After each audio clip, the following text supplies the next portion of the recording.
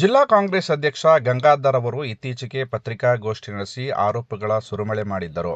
ಈ ಸಂಬಂಧ ಇಂದು ನಾಗಮಂಗಲದ ಜೆಡಿಎಸ್ ಕಚೇರಿಯಲ್ಲಿ ತಾಲೂಕು ಅಧ್ಯಕ್ಷ ಚನ್ನಪ್ಪ ಅವರ ನೇತೃತ್ವದಲ್ಲಿ ಪತ್ರಿಕಾಗೋಷ್ಠಿ ನಡೆಸಿ ಗಂಗಾಧರ್ ಮತ್ತು ಕೃಷಿ ಸಚಿವ ಚೆಲುವರಾಯಸ್ವಾಮಿ ಅವರ ವಿರುದ್ಧ ವಾಗ್ದಾಳಿ ನಡೆಸಿದರು. ಪತ್ರಿಕಾಗೋಷ್ಠಿಯನ್ನು ಉದ್ದೇಶಿಸಿ ರಾಜ್ಯ ಜೆಡಿಎಸ್ ಪಕ್ಷದ ವಕ್ತಾರ ಮತ್ತು ವಕೀಲ ಹಡೇನಹಳ್ಳಿ ಉಮೇಶ್ ಮಾತನಾಡಿ, ಮಾಜಿ ಶಾಸಕ ಸುರೇಶ್ ಗೌಡರ ವಿರುದ್ಧ ಮಾತನಾಡಬೇಕಾದರೆ ಮೊದಲು ನಿಮಗೆ ನೈತಿಕತೆ ಇರಬೇಕೆಂದು ಜಿಲ್ಲಾ ಕಾಂಗ್ರೆಸ್ ಅಧ್ಯಕ್ಷ ಗಂಗಾಧರ್ ವಿರುದ್ಧ ವಾಗ್ದಾಳಿ ನಡೆಸಿದರು. ಮೈಶುಗರ್ ಕಾರ್ಖಾನೆಯನ್ನು ಲೂಟಿಗೆ ಇಟ್ಟುಕೊಂಡಿದ್ದೀರಿ. ಶಾಲೆಗೆ ಮರುಜೀವ ಕೊಡಲು ಎಚ್.ಡಿ. ಕುಮಾರಸ್ವಾಮಿ ಅವರೇ ಬರಬೇಕಾಗಿತ್ತು. ನಿಮ್ಮನ್ನು ಗೆಲ್ಲಿಸಿರುವ ಜನರು ಬಹಳ ನೊಂದಿದ್ದಾರೆ. ಪ್ರಸ್ತುತ ಚುನಾವಣೆ ನಡೆದರೆ ಮಂಡ್ಯ ಜಿಲ್ಲೆಯಲ್ಲಿ ಕಾಂಗ್ರೆಸ್ ಧೂಳಿಪಟ ಆಗುತ್ತದೆ ಎಂದು ಎಚ್ಚರಿಸಿದರು. ಜಿಲ್ಲೆಯಲ್ಲಿ ನಡೆದ ಸಹಕಾರ ಸಂಘಗಳ ಚುನಾವಣೆಯು ಅನ್ಯ ಮಾರ್ಗದಲ್ಲಿ ಗೆದ್ದಿದ್ದೀರಿ ಎಂಬುದನ್ನು ಮರೆಯಬೇಡಿ. ಸುರೇಶ್ ಗೌಡರು ಶಾಸಕರಾಗಿದ್ದ ಅವಧಿಯಲ್ಲಿ 600ಕ್ಕೂ ಹೆಚ್ಚು ಹಳ್ಳಿಗಳು ಅಭಿವೃದ್ಧಿ ಕಂಡಿವೆ. ಸುರೇಶ್ ಗೌಡರು ತಂದ ಕಾಮಗಾರಿಗಳಿಗೆ ಗುದ್ದಲಿ ಪೂಜೆ ಮಾಡಿದ ಕೀರ್ತಿ ಕೃಷಿ ಸಚಿವರಿಗೆ ಸಲ್ಲುತ್ತದೆ. ನೀರು ತಂದ ಭಗೀರಥ ನಮ್ಮ ಮಾಜಿ ಶಾಸಕ ಸುರೇಶ್ ಗೌಡರು ಎಂಬುದನ್ನು ಮರೆಯಬೇಡಿ ಎಂದರು. ಮಾಜಿ ಶಾಸಕ ಸುರೇಶ್ ಗೌಡರವರ ವಿರುದ್ಧ ಹೂಡಿದ್ದ ಸುಳ್ಳು ಮೊಕದ್ದಮೆ ತಿರುಳಿಲ್ಲ ಎಂಬ ಕಾರಣಕ್ಕೆ ಅದನ್ನು ಹಿಂಪಡೆದಿದ್ದು, ನೀವು ನಮ್ಮ ನಾಯಕರು ರಾಜಿ ಆಗಿಲ್ಲ ಎಂಬುದನ್ನು ನಿಮ್ಮ ಗಮನಕ್ಕೆ ತರುತ್ತಿದ್ದೇನೆ. ಒಮ್ಮೆ ನಾಗಮಂಗಲದಲ್ಲಿ ಬಂದು ಮಾಜಿ ಶಾಸಕ ಸುರೇಶ್ ಗೌಡರವರ ಕಾರ್ಯವೈಖರಿಯ ಬಗ್ಗೆ ಗ್ರಾಮೀಣ ಪ್ರದೇಶದಲ್ಲಿ ವಿಚಾರಿಸಿ, ನಿಮಗೆ ಅರಿವಾಗುತ್ತದೆ ಎಂದರು. ಸುಮ್ಮನೆ ಆರೋಪ ಮಾಡುತ್ತಾ ನಿಮ್ಮ ಮರ್ಯಾದೆಯನ್ನು ಕಳೆದುಕೊಳ್ಳಬೇಡಿ ಎಂದು ಪತ್ರಿಕಾಗೋಷ್ಠಿಯಲ್ಲಿ ಕಿಡಿಕಾರಿದರು. ಗೋಷ್ಠಿಯಲ್ಲಿ ತಾಲೂಕು ಜೆಡಿಎಸ್ ಅಧ್ಯಕ್ಷ ಚನ್ನಪ್ಪ, ಮಹಿಳಾ ಅಧ್ಯಕ್ಷೆ ಮೇನಕಾ, ನಾಗಮಂಗಲ ಒಕ್ಕಲಿಗ ಸೌಹಾರ್ದ ಸಂಘದ ಅಧ್ಯಕ್ಷ ನಾಗೇಶ್, SC/ST ಘಟಕದ ಅಧ್ಯಕ್ಷ ಮುಳಕಟ್ಟಿ ಸಂತೋಷ್, ರಾಜ್ಯ ಜೆಡಿಎಸ್ ವಕ್ತಾರ ವಕೀಲ ಹರ್ಷ, ಮುಳಕಟ್ಟಿ ಶಿವರಾಮಯ್ಯ ಮತ್ತು ಜೆಡಿಎಸ್ ಕಾರ್ಯಕರ್ತರು ಭಾಗವಹಿಸಿದ್ದರು.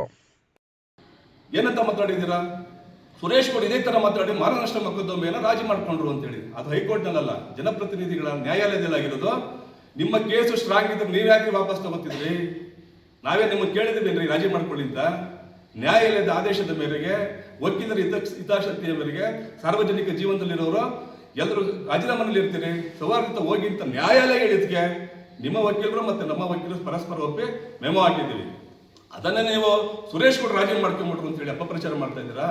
ನಿಮ್ಮ ಮಿನಿಸ್ಟರ್ ಕೇಸು ಸ್ಟ್ರಾಂಗ್ ಇದ್ದಿದ್ರೆ, ಗೆಲ್ತೀನಿ ಅಂತ 100% ಕಾತಿದ್ರೆ ನೀವು ಯಾಕೆ ವಾಪಸ್ ತಗೋತಿದ್ರಿ? ನಿಮಗೆ ಗೊತ್ತಿತ್ತು ಈ ಮಾನನಷ್ಟ ಮೊಕದ್ದಮೆ ನಿಲ್ಲಕ್ಕಲ್ಲ ಅಂತ. ಈ ತರ ನೀವು ನಾಗಮಂಗಲದಲ್ಲಿ ಜೆಡಿಎಸ್ ಕಾರ್ಯಕರ್ತರನ್ನ, ಜೆಡಿಎಸ್ ಮುಖಂಡರನ್ನ ಬಾಯಿ ಮುಚ್ಚೋ ಕೆಲಸವನ್ನ ಮಾಡಕ್ ಹೋಗಬೇಡಿ. ಈಗಾಗಲೇ ನಿಮ್ಮ ಪಕ್ಷ ಇಡೀ ರಾಷ್ಟ್ರದಲ್ಲಿ ಕೇವಲ 3 ರಾಜ್ಯದಲ್ಲಿದೆ. ಇನ್ನು ಮುಂದಿನ ಚುನಾವಣೆಗಳಲ್ಲಿ ನಿಮ್ಮ ಪಕ್ಷ ಸರ್ವನಾಶ ಆಗ್ತಾ ಇದೆ, ವಿನಾಶದ ಅಂಚನ್ನು ತಲುಪಿದೆ, ಕಾಂಗ್ರೆಸ್ ಹುಡುಕುವಂತ ಸಂದರ್ಭ ಬಂದಿದೆ. ಹಾಗಾಗಿ ನಿಮಗೆ ಅಷ್ಟೊಂದು ಆತ್ಮವಿಶ್ವಾಸ ಇದ್ರೆ ಬನ್ನಿ ನಮ್ಮ ಮಾಜಿ ಶಾಸಕರ ವಿರುದ್ಧ ಇವತ್ತು ನೀವು ನಿಮ್ಮ ಎಲ್ಲ ಶಾಸಕರ ರಾಜೀನಾಮೆ ಕೊಡಿಸಿ ಮಂಡ್ಯದ ಚುನಾವಣೆ ನಡೆಸಿ. ನಾವು ಹೇಳ್ತೀವಿ ಅವಾಗ ಯಾರು ಗೆಲ್ತಾರೆ ಅಂತ, ನಾವು ಸಿದ್ಧ ಇದ್ದೀವಿ. ಆಗುತ್ತೆ ನಿಮ್ಮ ಕೈಲೇ? ಜನಾಭಿಪ್ರಾಯ 2028ರ ವೇಳೆಗೆ ಕಾಂಗ್ರೆಸ್ ಸಂಪೂರ್ಣವಾಗಿ ಜನರಿಂದ ಕಣ್ಮರೆಯಾಗುವಂಥ ಸಂದರ್ಭ ಬರ್ತದೆ. ಹಾಗಾಗಿ ಗಂಗಾಧರ್ ಅವರೇ, ನಮ್ಮ ತಾಲೂಕು ಅಧ್ಯಕ್ಷರಾದಂಥ ಚನ್ನಪ್ಪಣ್ಣನವರು ಇರ್ಬೋದು, ನಮ್ಮ ರಾಜ್ಯ ಮತ್ತೊಬ್ಬ ವಕ್ತಾರಾದಂಥ ಪ್ರಾರಂಭದಲ್ಲಿ ಒಂದು ಕಾರು ಕೊಡ್ಲಿ ಅಂದ್ರೆ ನೀವು ನಿಮ್ಮ ರಾಜ್ಯ ಆಡಳಿತ, ನಿಮ್ಮ ಕಾಂಗ್ರೆಸ್ ಸರ್ಕಾರ ಏನ್ ಕೆಲಸ ಮಾಡಿದ್ರಿ? ನೀವು ಇದೇ ತರ ನಡೆಸ್ಕೊಳ್ಳೋದು ನಿಮ್ಮ ರಾಜ್ಯದ ಮಂತ್ರಿಯನ್ನ, ಕೇಂದ್ರದ ಮಂತ್ರಿಯನ್ನ. ಆಯ್ತು ಸ್ವಾಮಿ, ಎಷ್ಟೇ ನೀವು ಭೂಮಿಯನ್ನ ರಿಸರ್ವ್ ಆಗಿ ಇಟ್ಟಿದ್ದೀರಾ?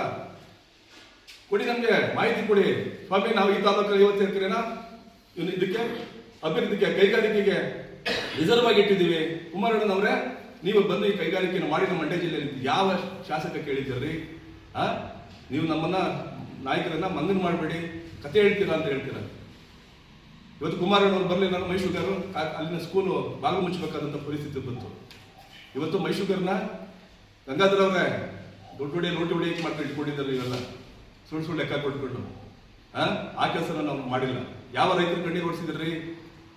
ರಾಜ್ಯದಲ್ಲೇ ಎಸ್ಪೆಷಲಿ ಮಂಡ್ಯದಲ್ಲಿ 200 ರೈತರುಗಳು ಆತ್ಮಹತ್ಯೆ ಮಾಡಿಕೊಂಡ್ರು ಕಳೆದ ನಿಮ್ಮ ಸಚಿವರ ಅವಧಿಯಲ್ಲಿ, ನಿಮ್ಮ ಸಿದ್ದರಾಮಯ್ಯನವರ ಅವಧಿಯಲ್ಲಿ. ಬಂದ್ರ ಕಣ್ಣೀರು ಓಡಿಸಿದ ಯಾರು?